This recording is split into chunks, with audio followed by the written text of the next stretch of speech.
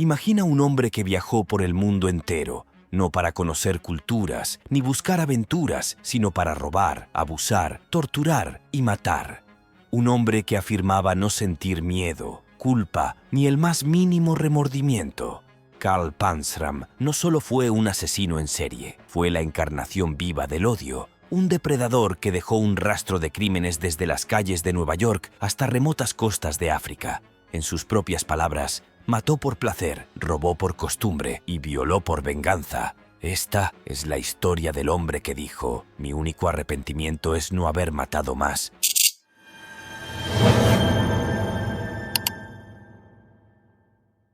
Karl Panzram nació el 28 de junio de 1891 en East Grand Forks, Minnesota, en el seno de una familia de inmigrantes alemanes pobres que apenas sobrevivía con trabajos duros y mal pagados. Era el sexto hijo de Johann y Matilda Panzram, y desde que tuvo memoria su hogar estuvo marcado por el frío, no solo del duro clima del norte de Minnesota, sino del trato severo y la falta total de afecto. Su padre, un hombre rígido y violento, abandonó a la familia cuando Karl aún era muy joven, y su madre, aunque trabajadora, era igual de dura criando a sus hijos con disciplina férrea y castigos físicos. Desde pequeño, Karl no conoció palabras de aliento, sino golpes, humillaciones y un ambiente que lo moldeó para desconfiar de todo el mundo. Su carácter rebelde apareció muy pronto. A los 8 años ya robaba comida y herramientas, escapando por horas para deambular por el campo. El robo le daba algo más que sustento. Le daba la sensación de estar desafiando a un mundo que él sentía injusto, pero sus pequeños delitos no tardaron en llamar la atención. A los 11 años fue arrestado por primera vez tras hurtar provisiones y emborracharse. Debido a esto, la solución que encontraron fue enviarlo a un reformatorio local, pero lo que él esperaba que fuera un lugar para corregirlo terminó siendo un verdadero infierno. Allí lo sometieron a golpizas brutales, trabajos forzados y abusos físicos. Según sus propias palabras, fue en ese lugar donde aprendió que el mundo era cruel y que para sobrevivir había que ser más cruel que los demás. El reformatorio no lo reformó, lo endureció. Escapó varias veces solo para ser capturado y castigado con mayor violencia. Su resentimiento hacia la autoridad creció cada día que pasaba, y para cuando cumplió 14 años, su vínculo con su madre estaba completamente roto. Regresó por un corto tiempo a su casa, pero el ambiente hostil y carente de afecto lo convenció de que allí no había lugar para él. Tomó la decisión de irse para siempre y con apenas una mochila y algunas monedas en el bolsillo, se lanzó a recorrer el país como un vagabundo. Después de abandonar su hogar, Panzram se convirtió en un fantasma que cruzaba estados y fronteras sin dejar más rastro que el miedo y la destrucción a su paso. Viajaba colgado en trenes de carga, escondiéndose entre los vagones o caminando largas distancias, siempre buscando su próximo golpe. En cada ciudad que pisaba robaba lo que podía: herramientas, ropa, armas, comida, cualquier cosa que le ayudara a sobrevivir o que pudiera vender. A los 15 años, su relación con la ley ya era un juego del gato y el ratón. Pero no era solo un ladrón oportunista. Cada detención y cada golpe que recibía de la policía alimentaban en él un rencor profundo, casi obsesivo contra cualquier símbolo de autoridad. Su violencia comenzó a evolucionar y lo que al principio eran robos con poca planificación se transformó en asaltos calculados, donde no dudaba en herir a quien se interpusiera.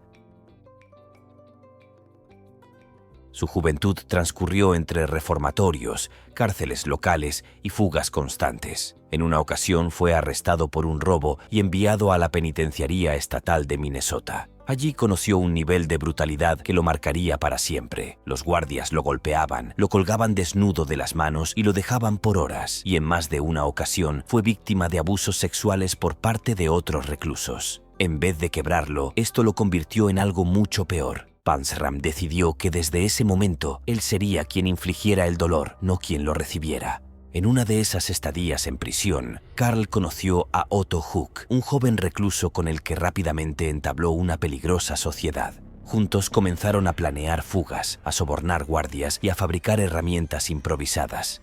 Panzram se ganó la confianza de otros prisioneros y coordinó escapes para varios de ellos. No lo hacía por compañerismo o lealtad, lo hacía porque cada fuga era una humillación directa al sistema que odiaba. En al menos una ocasión, su ayuda permitió que Otto y otros internos escaparan, pero Karl decidió quedarse solo para burlar la seguridad y escapar después por sus propios medios. En 1907, con apenas 16 años y una larga lista de delitos menores, intentó dar un giro a su vida, o al menos eso aparentó. Mintiendo sobre su edad, se alistó en el ejército de los Estados Unidos y fue asignado al 6º Regimiento de Infantería en Fort William Henry Harrison, Montana. Pero su carácter violento y su nulo respeto por la autoridad no tardaron en aflorar. Ese mismo año, robó la caja fuerte del cuartel, delito por el que fue capturado poco después. La condena fue de 3 años en la prisión disciplinaria de Fort Leavenworth, Kansas, donde el entonces presidente William Howard Taft ejercía como secretario de guerra. El trato brutal que recibió en esa prisión no hizo más que alimentar su odio hacia el sistema y hacia todo aquel que representara el poder.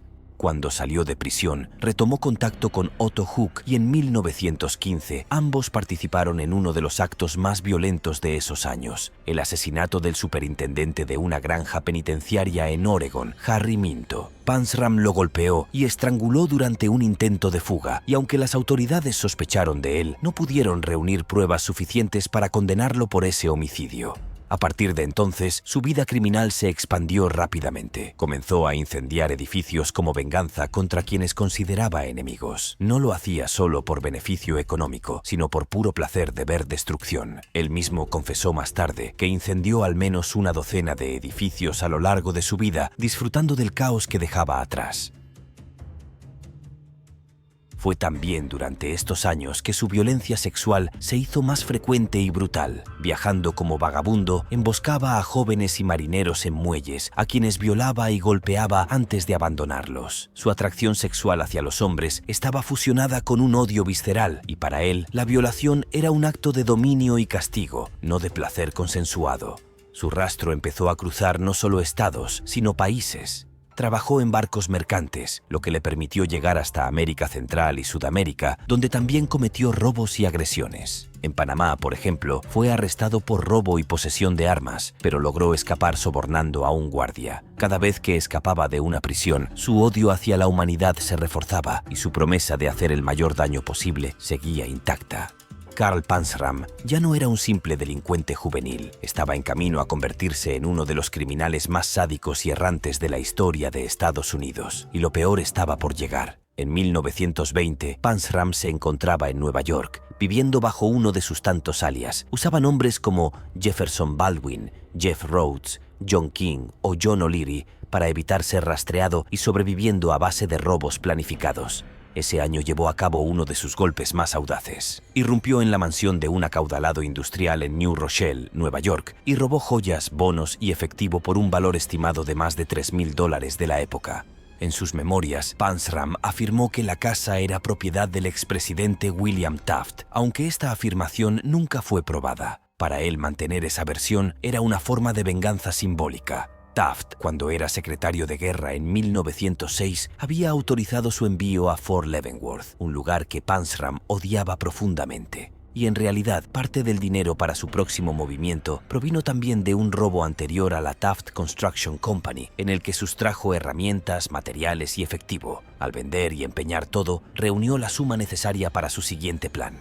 Con el botín combinado de estos golpes, en lugar de esconderse, decidió invertir en algo que multiplicaría sus oportunidades para delinquir. Compró un yate de lujo llamado Aquista. El barco no solo le daría movilidad y anonimato, sino que se convertiría en el escenario de varios de sus crímenes más oscuros. Entre 1920 y 1922, Panzram navegó por la costa este de Estados Unidos, el Caribe y Sudamérica. En cada puerto repetía un patrón. Reclutaba jóvenes marineros desempleados o vagabundos prometiéndoles trabajo o transporte. Los embarcaba en el Aquista, los embriagaba, violaba y luego los asesinaba, arrojando sus cuerpos al mar.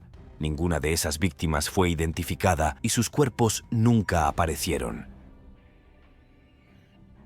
En una de sus escalas por África, Panzram protagonizó uno de los episodios más macabros de su vida. Tras asesinar a un hombre, amarró el cadáver a un peso y lo arrojó a un río infestado de cocodrilos, quedándose en la orilla para presenciar cómo los reptiles atraídos por la sangre se abalanzaban sobre el cuerpo y lo destrozaban en cuestión de minutos. No se trataba únicamente de deshacerse de las pruebas, era un acto de crueldad premeditada que le provocaba un retorcido placer. Estaban hambrientos y les di de comer, recordaría después, con una frialdad escalofriante. En este periodo también extendió su ruta hasta Angola. En 1921 desembarcó en Luanda y confesó haber violado y estrangulado a un joven africano en la costa. También afirmó haber matado a un guardia en el Canal de Panamá durante una escala en Centroamérica. Estos crímenes no fueron documentados oficialmente, pero Panzram los describió con detalles consistentes con los lugares y fechas de sus viajes. En 1923 abandonó el Aquista y volvió a tierra firme, iniciando una cadena de asesinatos que dejaría huella. Ese mismo año, en Connecticut, atrajo a un joven llamado Henry McMahon con la promesa de trabajo. Lo llevó a un paraje solitario, lo violó y lo mató de un disparo en la cabeza. Robó sus pertenencias y desapareció antes de que la policía pudiera seguirle el rastro. Poco después, en Filadelfia, cometió uno de sus crímenes más oscuros. Atrajo a 3 niños de entre 8 y 10 años, los agredió y finalmente les quitó la vida, ocultando sus cuerpos en un terreno abandonado. En ese momento, el caso quedó sin resolver, pero años después él mismo lo confesó, dando detalles que coincidían con los registros policiales de la época. Ese mismo año fue arrestado por robo bajo un alias y enviado brevemente a la prisión de Sing Sing en Ossining, Nueva York. Allí se hizo pasar por un recluso menor y logró salir antes de que las autoridades conectaran su verdadera identidad con crímenes más graves. Entre 1924 y 1925 continuó su vida itinerante. Robaba casas en zonas rurales, incendiaba propiedades por pura venganza y atacaba sexualmente a jóvenes vagabundos y marineros en cada ciudad donde se detenía. Trabajó en barcos mercantes para cruzar de costa a costa y desaparecer durante meses. En este tiempo, él mismo aseguró haber matado a otros 2 hombres no identificados, manteniendo su método de engañar, agredir y eliminar testigos. En 1925, fue arrestado en Oregón por posesión de armas y sentenciado a prisión. Sin embargo, usando una cegueta oculta, cerró los barrotes de su celda y escapó después de unos pocos meses, sumando otra fuga a su historial. En 1926 fue detenido por robo en Yonkers, Nueva York, pero logró escapar de la custodia antes de ser procesado. Durante ese año y el siguiente, viajó principalmente en trenes de carga, usando nombres falsos y atacando a víctimas ocasionales, la mayoría hombres jóvenes. Su violencia no se limitaba al asesinato. Él mismo dijo que violaba a todo aquel que pudiera dominar físicamente. Para 1927 había perfeccionado su capacidad de pasar desapercibido, alternando temporadas en tierra con viajes marítimos que le servían para cambiar de identidad y de escenario delictivo. En sus confesiones mencionó que en este periodo ya tenía un compromiso interno. No dejaría con vida a quien pudiera identificarlo. En 1928, tras una vida marcada por robos, incendios, asesinatos y fugas, Carl Panzram volvió a caer bajo el peso de la justicia. Ese año fue arrestado en Washington, D.C. por un simple robo de una pistola, un delito menor comparado con el historial que cargaba, pero suficiente para que su pasado lo alcanzara. Fue enviado a cumplir condena en la temida prisión federal de Leavenworth, Kansas, un lugar del que ya había oído hablar y que consideraba un infierno de hierro. Panzram llegó allí bajo el número de prisionero 31614, con un historial tan violento que los guardias lo recibieron como si fuera un animal salvaje que necesitaba jaula reforzada. Desde el primer día dejó claro que no tenía intención de reformarse ni de comportarse. Rechazaba cualquier tipo de autoridad y lo hacía con un lenguaje crudo y directo. Entre los reclusos se corrió la voz de que ese hombre alto, de complexión fuerte y mirada acerada, era un asesino sin remordimientos que se había jactado de matar a más de 20 personas y violar a más de 1000 hombres, algo que pocos se atrevían siquiera a mencionar en voz alta. La violencia latente que emanaba de Panzram lo mantenía en un aislamiento social dentro del propio presidio. Nadie quería provocarlo.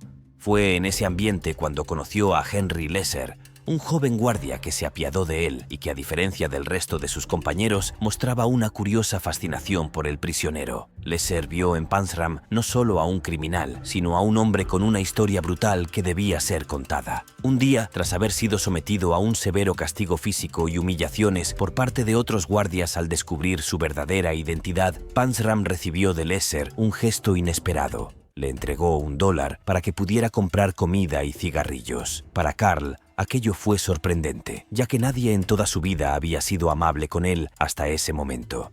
No era un acto de amistad, sino un destello de humanidad hacia un hombre que parecía recibir solo golpes y desprecio. En un acto prohibido y arriesgado, Lesser también le consiguió papel y lápiz para que escribiera sobre su vida. Así comenzó Panzram a redactar sus memorias, no como confesiones buscando perdón, sino como un manifiesto de odio puro contra el mundo. En esas páginas describió con detalle sus crímenes, sus abusos en prisión, sus fugas, sus asesinatos y su visión retorcida de la humanidad. Escribía con frialdad, sin adornos, sin excusas, como quien dicta un parte de guerra. La convivencia en Leavenworth estaba lejos de ser tranquila. Panzram trabajaba en el taller de la prisión, pero el contacto con otros reclusos y guardias estaba siempre marcado por la tensión. En junio de 1929, su vida y su condena dieron un giro definitivo. Un empleado de la prisión, Robert Warnke, de 46 años, fue asignado para trabajar junto a él. Warnke, sin saberlo, se había convertido en un blanco. Panzram odiaba a los empleados de prisiones tanto como a cualquier figura de autoridad, y en sus propias palabras, solo estaba esperando una oportunidad para matar a uno de ellos. Finalmente, el 20 de junio de 1929, durante la jornada laboral en el taller, Panzram atacó a Warnke por la espalda con una barra de hierro. El golpe fue tan violento que le destrozó el cráneo al instante. No intentó huir ni negó su culpabilidad. Al contrario, se entregó a los guardias con una sonrisa y declaró que lo volvería a hacer si tenía ocasión. Para Panzram, matarlo era un acto de venganza simbólica contra todas las instituciones que lo habían encerrado y maltratado desde niño.